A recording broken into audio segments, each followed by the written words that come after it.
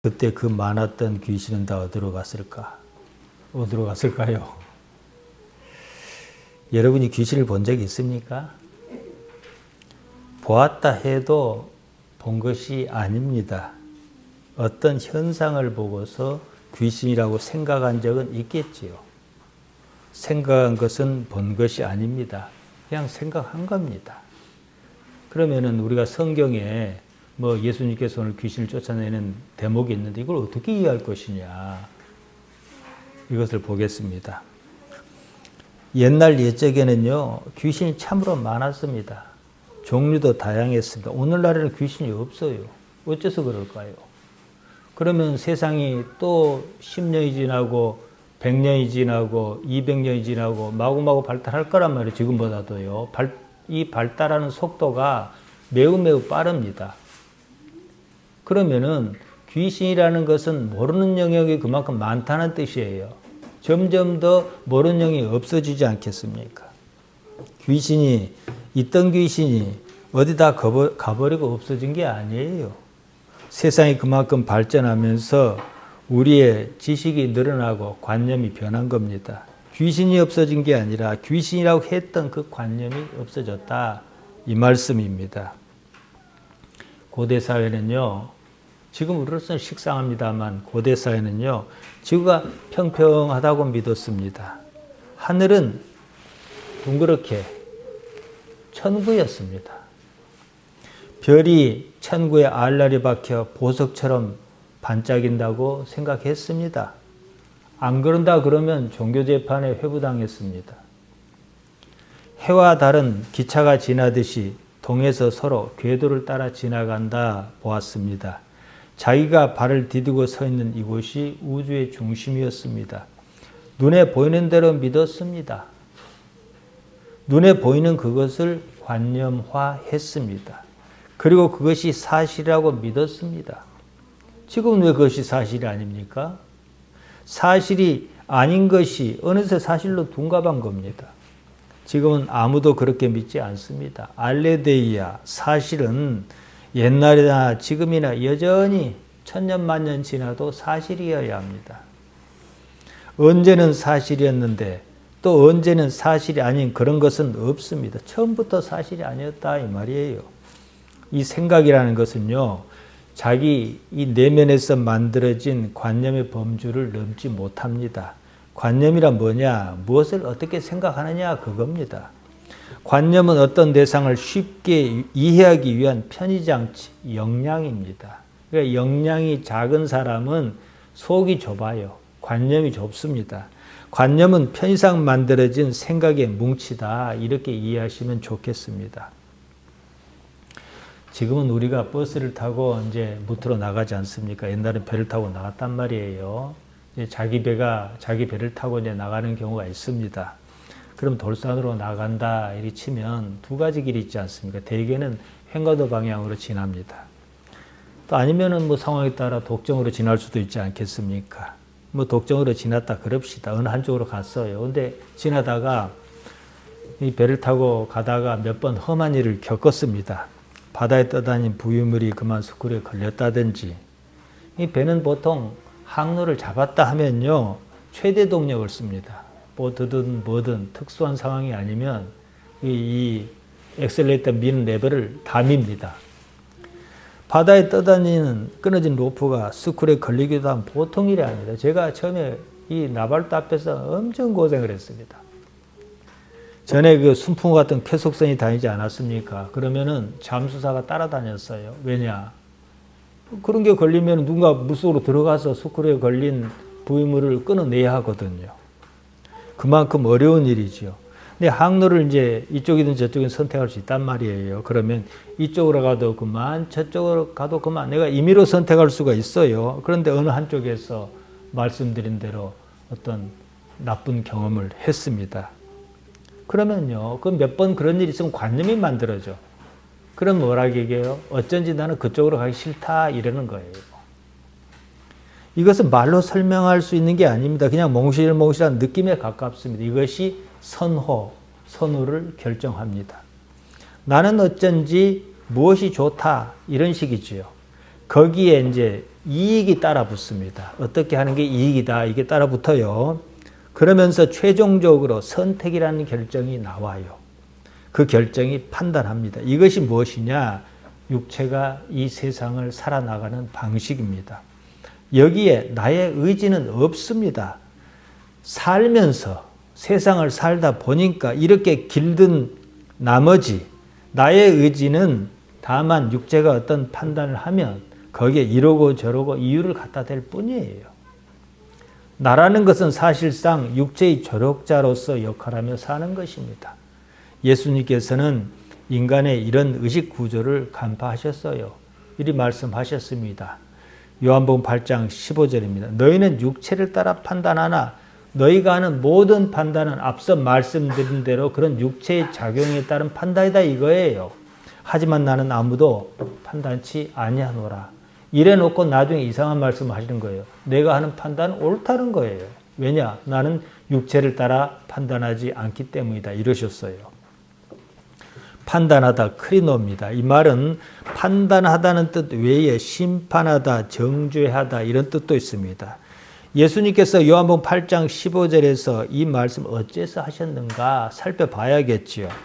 크리노라는 말의 용법을 그래야 제대로 이해할 수가 있습니다. 요한복음 8장에 무슨 일이 나옵니까?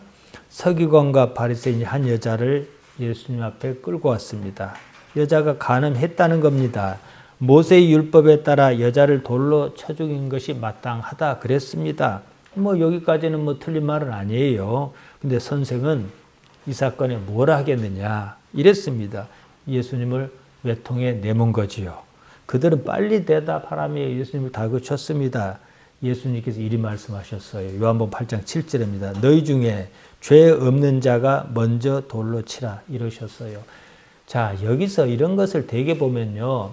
유교 관습이나 윤리적으로 이해하려고 그래요. 그러면 잘못 이해하는 겁니다.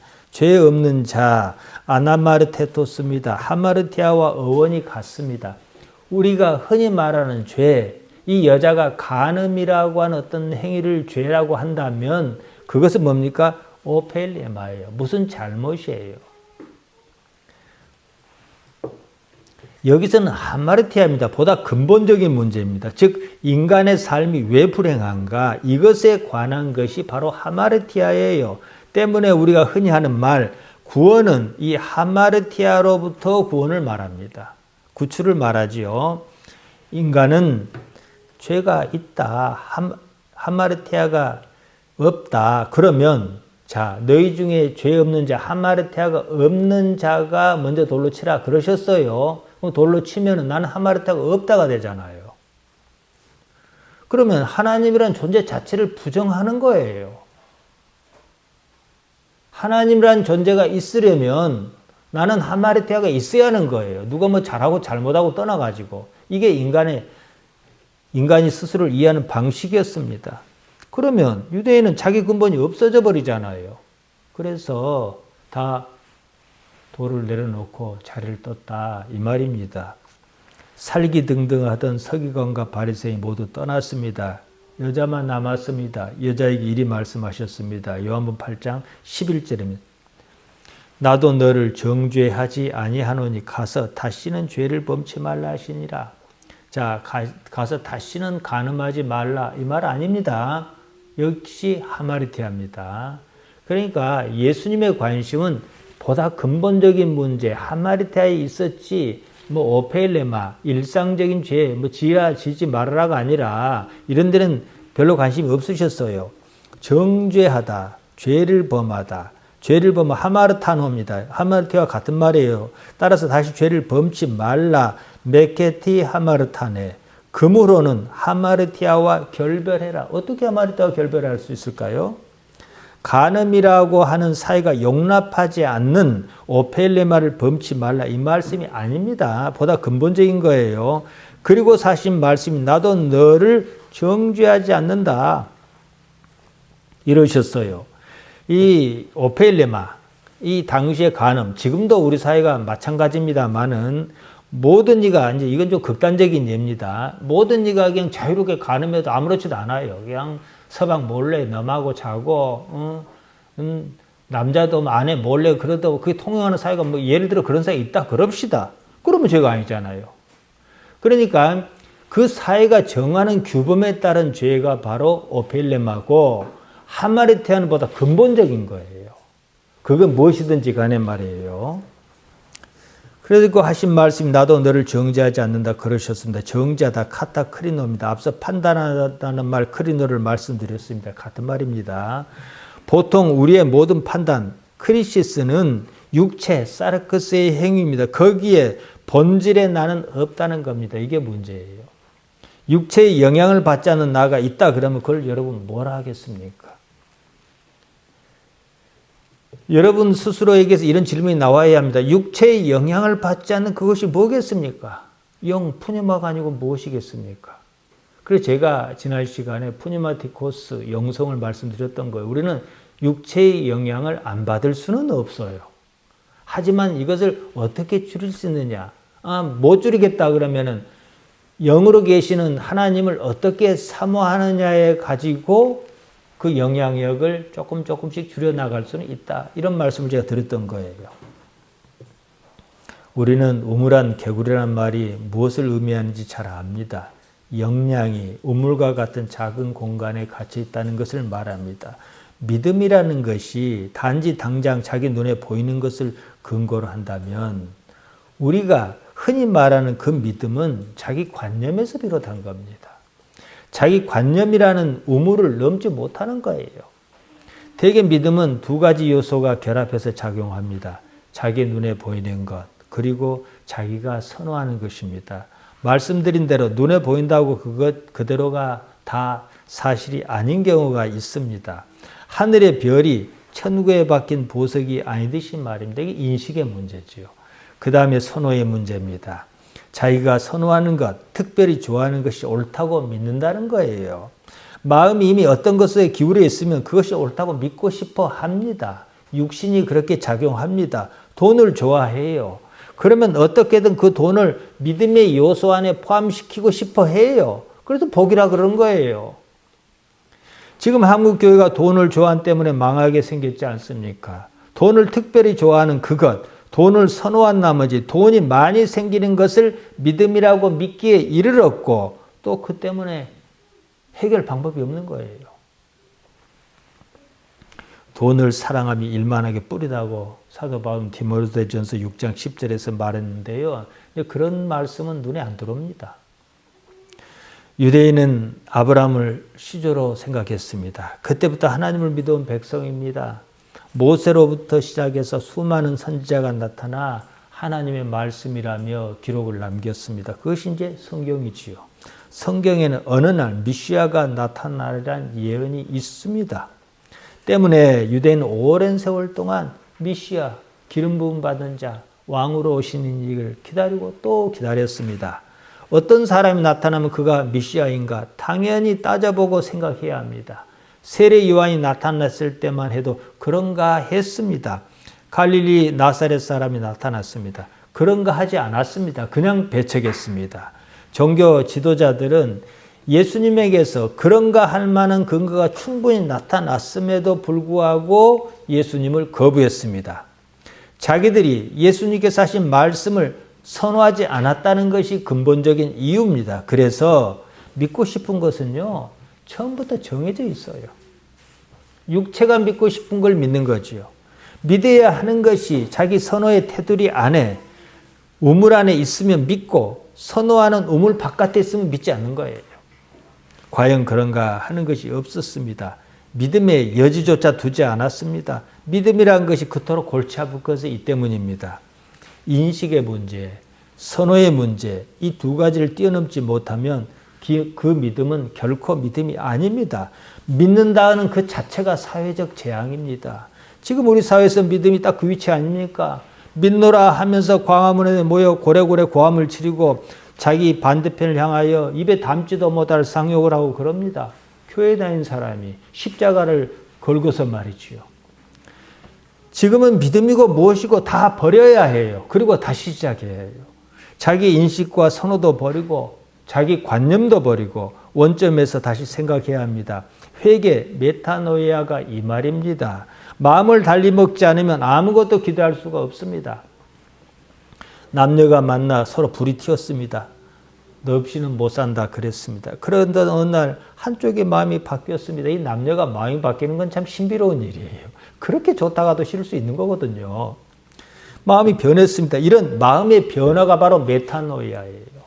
세상을 보는 눈이 바뀌어야 하는 거예요. 그렇게 세상이 좋았단 말이에요. 그런데 어느 날 마음이 바뀌어버린 거예요. 이게 메타노이아입니다. 근데 여전히 세상을 보듬고 안고 세상을 좋아하고 사랑하면서 믿습니다. 그런 거예요. 그 믿음이 무슨 믿음이겠습니까? 지금 우리 사회에서요, 교회만큼 골치 아픈 집단이 없습니다. 무엇 때문이겠습니까? 메타노이아는 없고 모이기만 했기 때문입니다. 회개했으면 그렇게 안 삽니다. 지난 시간에 예수님께서 시몬을 부르신 장면을 말씀드렸습니다. 시몬은 물고기를 많이 잡은 일에 물고기가 아니라 그 자체에 충격을 받았습니다. 물고기 문제가 아니지요. 시몬은 배와 물고기를 버리고 예수님께 나와 무릎 아래 엎드렸습니다. 예수님으로 인해서 자기를 새롭게 인식했습니다. 예수님 앞에서 자기가 무너지는 충격을 느꼈습니다. 주여, 나는 하마르톨로스로소이다. 이 말에 담긴 의미가 무엇이겠습니까? 인식과 선호의 문제에 발목이 잡힌 채 살면, 그것을 넘어서지 못하면 자기 자신을 결코 넘어설 수가 없습니다. 자기 자신이라 생각하는 그것은요, 사실상 육체입니다.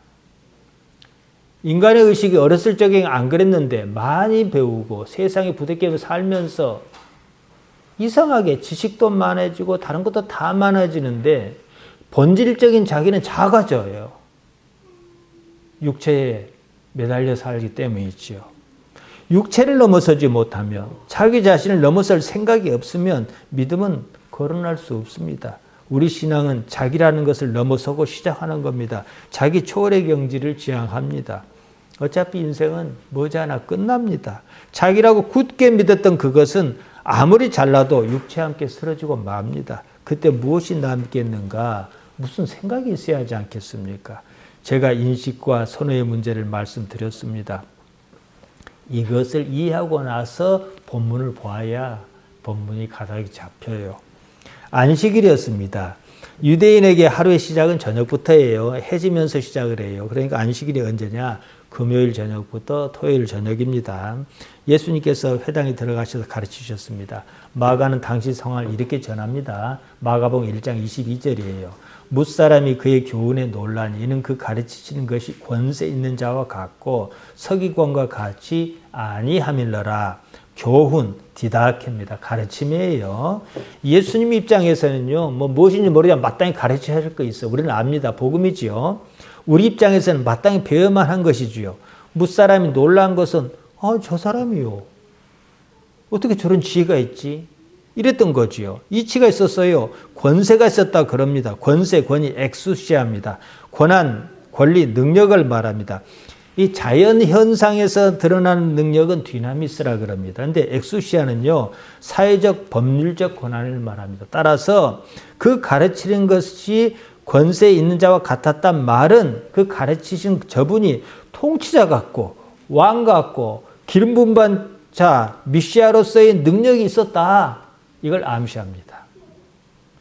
그러니까 이제 마가가 딱 그렇게 얘기했을 때는 뭐겠어요? 이분이 그분이다. 이것을 깔고 시작하는 거예요. 이제 아직은 1장이니까 이 제대로는 드러내지 않지만 말이죠. 그냥 자기가 아는 것을 가르치는 여는 서기관과는 달랐다. 서기관은 그냥 서기관이에요. 가르치는 게. 그런데 이분이 가르치는 것은 기름 부음 받은 자 같았다. 하나님의 택하신 그분 같았다. 이 뜻이죠. 다들 예수님께서 가르치는 것에서 그 권능, 엑수시아에 한바탕 놀랐습니다. 마가는 이런 배경을 깔고서 얘기를 전개합니다. 마침이란 말 나오죠. 마침. 마침. 유디스입니다. 곧은 똑바른, 평탄한 이런 뜻입니다. 부사로 쓰면 즉시 이런 뜻입니다. 부사는 다른 말 앞에 놓이면서 그 뜻을 분명하게 하는 단어입니다. 모인 사람이 예수님의 가르침에서 그 엑수시아, 권능에 한바탕 놀랐습니다. 그런 상황에서 유디스, 곧바로 무슨 일이 있었다 이 얘기를 하는 거예요. 자, 권능, 엑수시아 한번 놀랐습니다. 그냥 그러고 말았어요. 그러면 사람이 뭐일까요? 이거예요. 이게 유디스가 품고 있는 뜻입니다. 더러운 귀신 들린 사람이 있었어요. 유디스. 그 즉시 마침 그때에 그 귀신을 쫓아내셨다. 이해하시겠습니까? 이로써 예수님의 엑수시아의 목적이 무엇이었는가? 그것이 한층 더 빛을 발했습니다. 귀신으로 말미암아. 귀신이 있다 없다 이게 중요하지 않아요. 옛날엔 있고 지금은 없을 수도 있는 것이고 그걸 관념이라고 뭐 이렇게 따져 말할 수도 있어요. 귀신으로 말미암아 귀신의 등장으로 말미암아 그때 당시는 귀신은 무서운 거잖아요. 신적인 거잖아요. 귀신의 등장으로 말미암아 예수님께서 어떤 분이신가가 더 중요한 거예요. 이게 돋나 보였다는 거죠. 제가 엑수시아를 말씀드렸습니다. 사회적 법률적 능력을 말한다 그랬습니다. 귀신을 쫓아냈다는 말이 무엇이겠습니까? 사회적 법률적이라는 말은 이 땅의 권한입니다. 귀신을 쫓아냈다는 말은 그 이상의 세계의 권한을 말하는 거예요. 때문에 예수님의 가르침에서 나타난 엑수시아 권능에 이어서 그 즉시 유디스 마침 이런 놀라운 일이 있었다. 이렇게 이야기를 풀어나갑니다.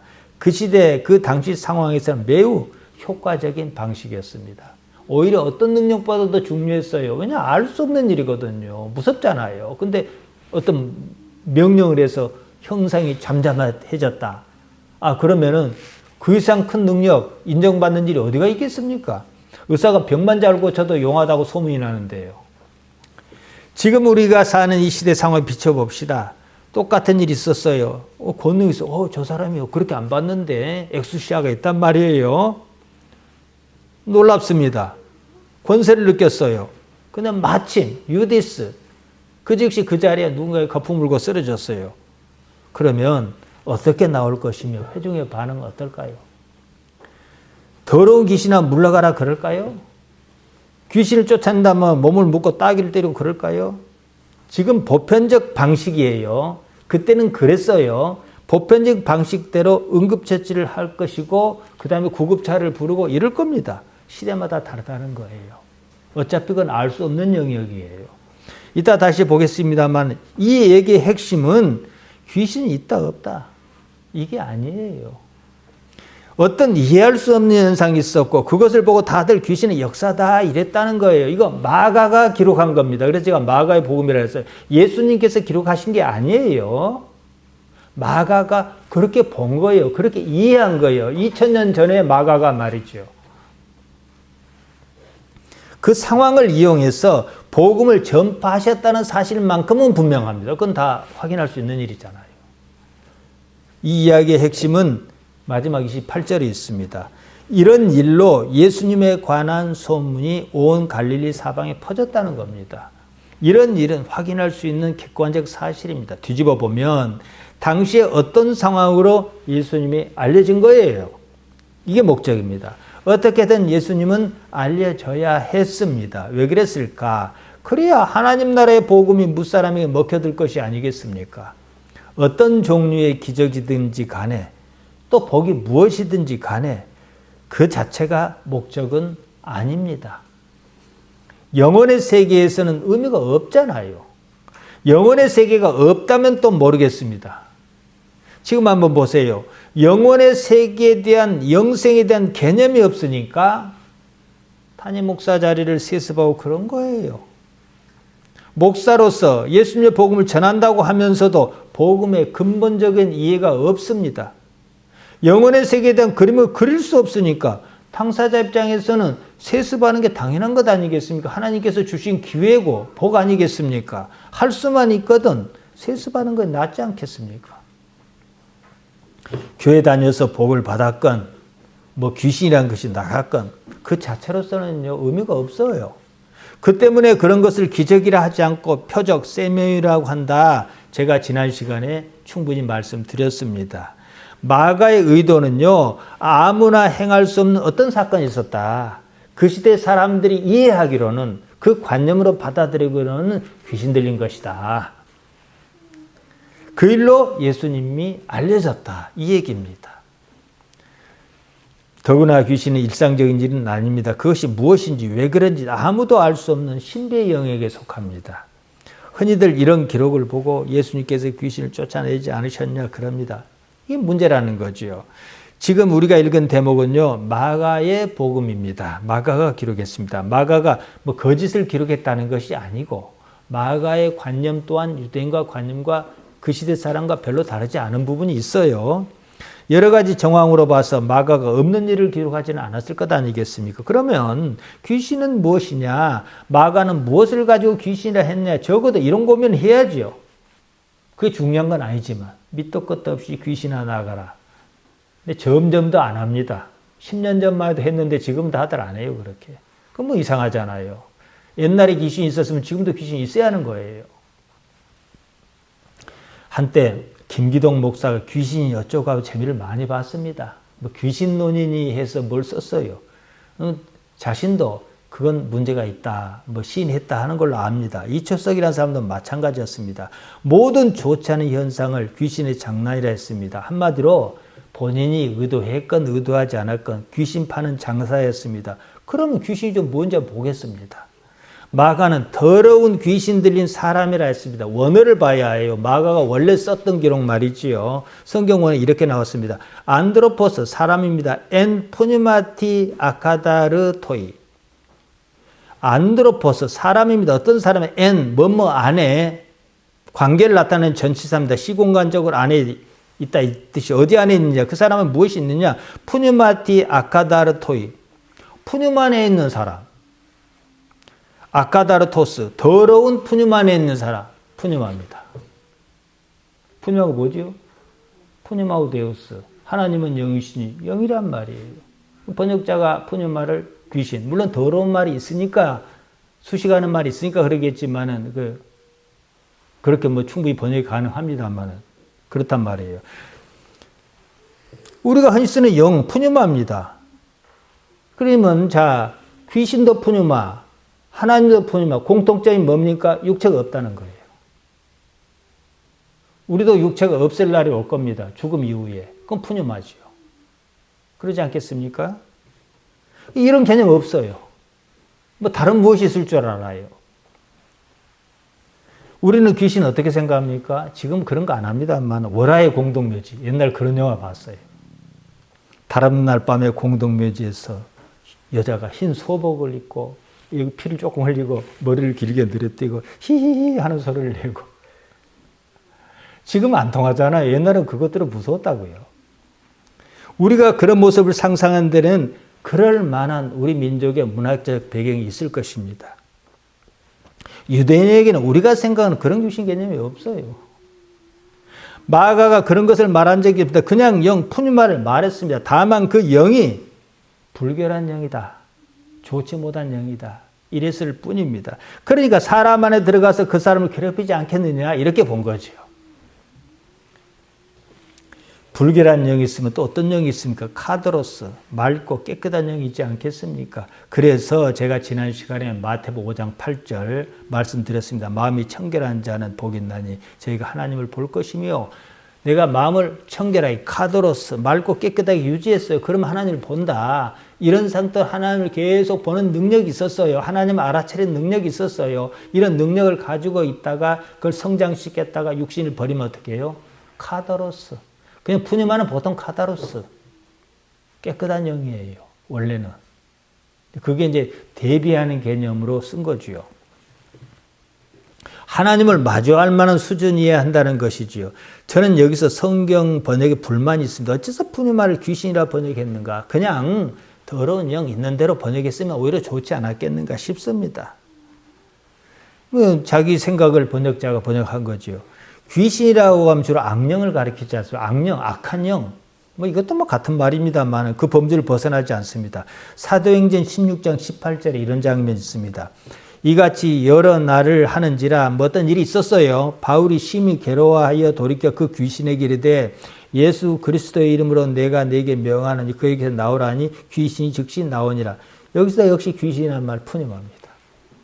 어떤 영이 나쁘게 역사한 거죠.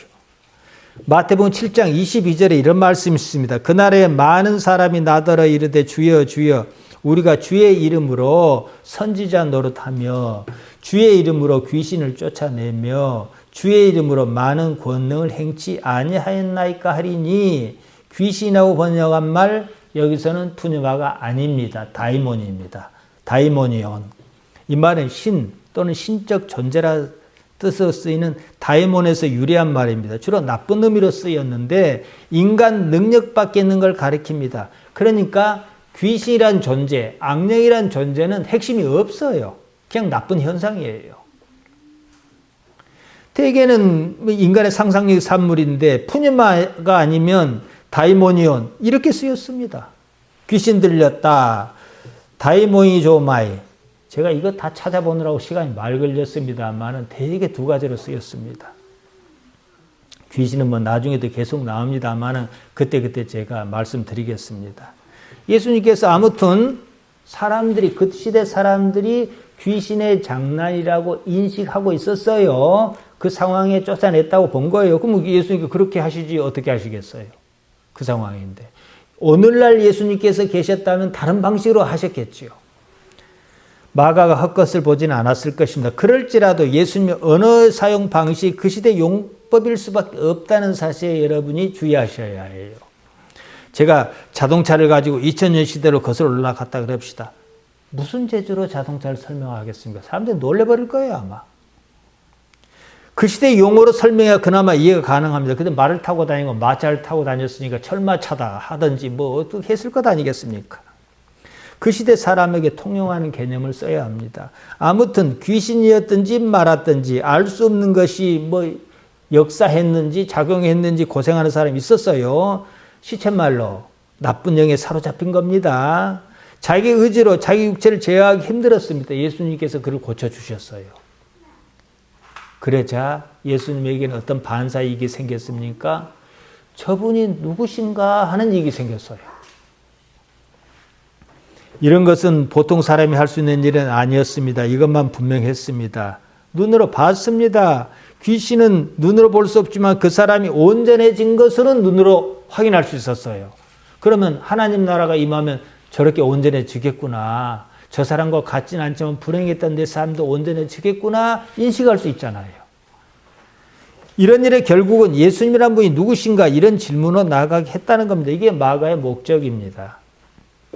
마가복음 1장 27절입니다. 다 놀라 서로 물어 가로되 이는 어찌민요 권세 있는 새 교훈이로다. 다른 교훈이로다. 더러운 귀신을 명한즉 순종하는도다. 이랬다는 거예요. 예수님께서는 알 수 없는 영역조차 관여하시는 분이시다. 이거지요. 이런 일로 예수님께서 전하시고자 하는 하나님의 복음이 더 잘 통할 수 있는 기반을 마련했다. 마가가 지금 이 얘기하고 싶은 겁니다. 예수님께서 그 일로 유명해지셨습니다. 유명해지면 하고자 하는 말이 더 잘 먹힙니다. 문목사의 설교를 듣는 사람이 적은 이유가 뭔지 압니까? 안 알려져서 그런 거예요. 유명하지 않아서 그런 겁니다. 한 사람을 고통에서 벗어나게 해주시는 것도 의미가 있습니다. 그보다 그런 일로서 많은 사람에게 복음을 전할 기회가 생겼다는 사실이 더 중요합니다. 저는 사실은 오래전부터 1인 미디어를 생각했습니다. 저도 나이가 들면 은퇴를 해야 할 것이고 여기서 끝낼 것이냐 그럴 수는 없는 거거든요. 그래서 지금도 방송을 하지만 비록 적긴 하지만 이 지금 사회의 기반이 저에게는 얼마나 좋은 기회인지 몰라요. 제가 이제 한국말밖에 못한다는 단점이 있긴 하지만 미국이든 프랑스든 독일이든 들을 수 있잖아요. 기적을 베푸신 목적이 예수님께서 목적하신 바에서 벗어났을 때는 기적을 일으키는 것을 거절하셨다는 거예요. 목적이 안 맞으면. 요한복음 6장의 오병이어의 기적이 그거 아니겠습니까? 예수님께서 오병이어 버릇떡 5덩이와 물고기 2마리를 5천이 넘는 사람을 먹이셨단 말이에요. 기적을 베푸셨어요. 많은 사람이 경험했습니다. 기적을 경험한 일부가 예수님을 잡아다 억지로 임금 삼으려 했다. 요한복음 6장 15절에서 요한이 기록했습니다. 예수님께서 그런 줄 아시고 그들을 떠나셨어요. 기적을 베푸신 일이 원래 취지에서 벗어났다는 거지요. 오늘날도 마찬가지입니다. 기적을 바라는 것인지 아니면 무엇을 바라는 것인지 분명히 해야 할 것입니다.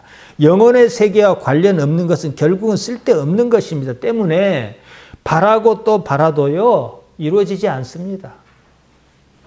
육체의 소욕을 이루려는 것이기 때문입니다. 육체의 소욕은 성령을 거스리고 성령의 소욕은 육체를 거스린다. 갈라디아서 5장 17절에서 사도 바울이 말했습니다. 귀신, 푸뉴마 또는 다이몬이라 할 때가 있습니다. 어느 쪽이든 알 수 없는 신비의 영역이다 이 말이거든요. 이참에 우리가 이제 교회 다니는 사람들 흔히 쓰는 말을 정리를 좀 해야겠습니다. 귀신, 유령, 마귀, 사탄. 오늘 다 말씀드릴게요. 간단히요. 마가복음 6장 49절에 이런 얘기가 나옵니다. 제자가 예수님께서 바다 위로 걸어오시는 것을 보았습니다. 자기 관념 밖의 일이 벌어진 거예요. 그러니까 예수님이라도 예수님으로 몰라본 거지요. 유령인가 해서 놀라서 소리 질렀다 그럽니다. 유령, 판타스마입니다. 판타조에서 온 말입니다. 현상, 환상을 말합니다. 보이는 거지요. 여기서는 사실을 말하는 게 아니에요. 사실은 아니든 그것이 아니고 내가 그렇게 보았다, 느꼈단 말이에요. 영어로 판타지란 말이 있지 않습니까? 그거예요. 사람이 무리를 걸을 수는 없어요. 경험 밖의 일입니다. 경험 안의 것을 가지고 경험 바깥의 것을 이해하자니까 이 안에 내가 했던 모든 직간접의 경험을 동원해야 하는 거예요.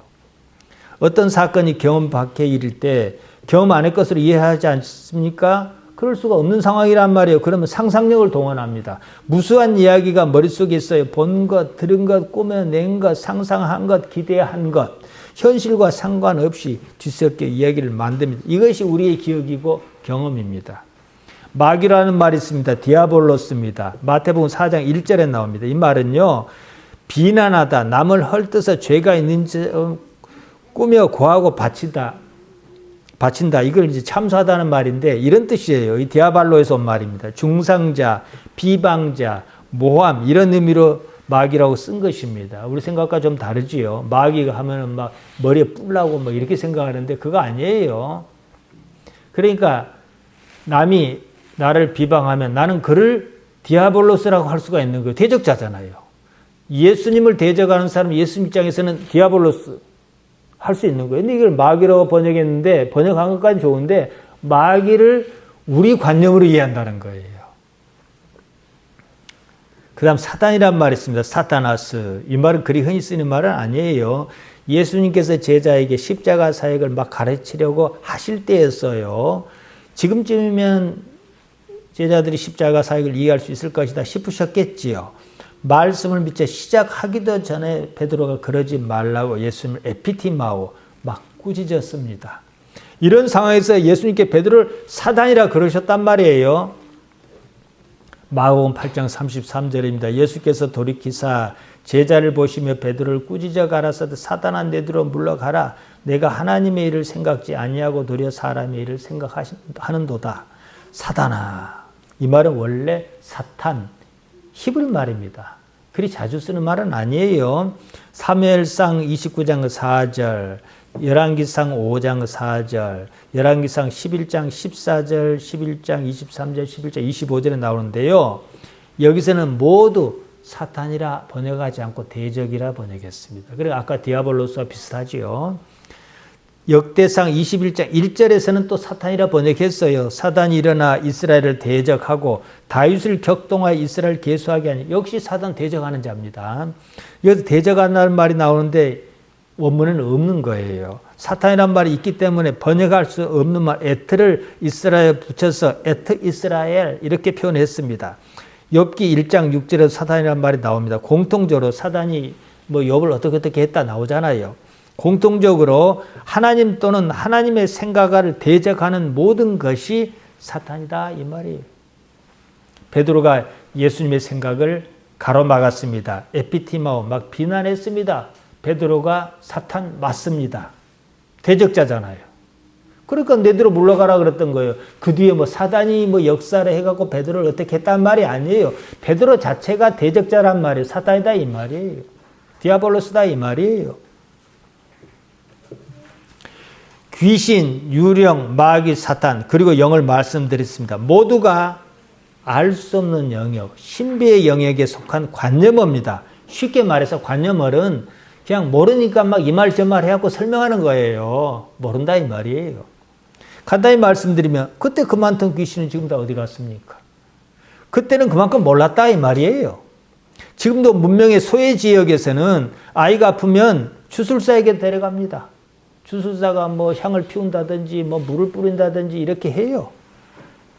그것밖에 달리 방법이 없어요. 모르니까요.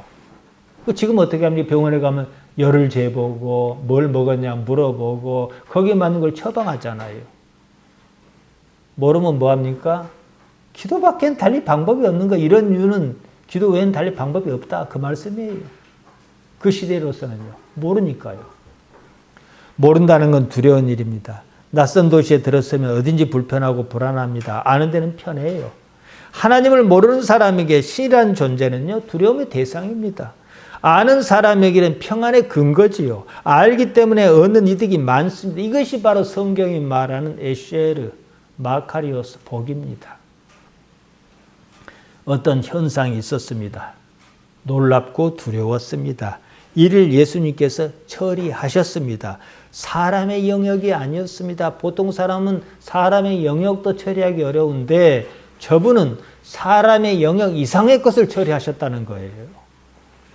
다 놀라서 서로에게 물었습니다. 이는 어찌미뇨 그랬습니다. 권세 있는 새 교훈이로다. 예수님의 가르침이 먹혀들기 시작했습니다. 이것이 마가가 전하려는 핵심입니다. 마가복음 1장 28절입니다. 예수의 소문이 온 갈릴리 사방에 퍼지더라. 자, 일단 알려져야 해요. 그리고 어느 정도 무엇으로든지 어느 정도 인정을 받아야 그 하신 말씀이 통하는 거거든요.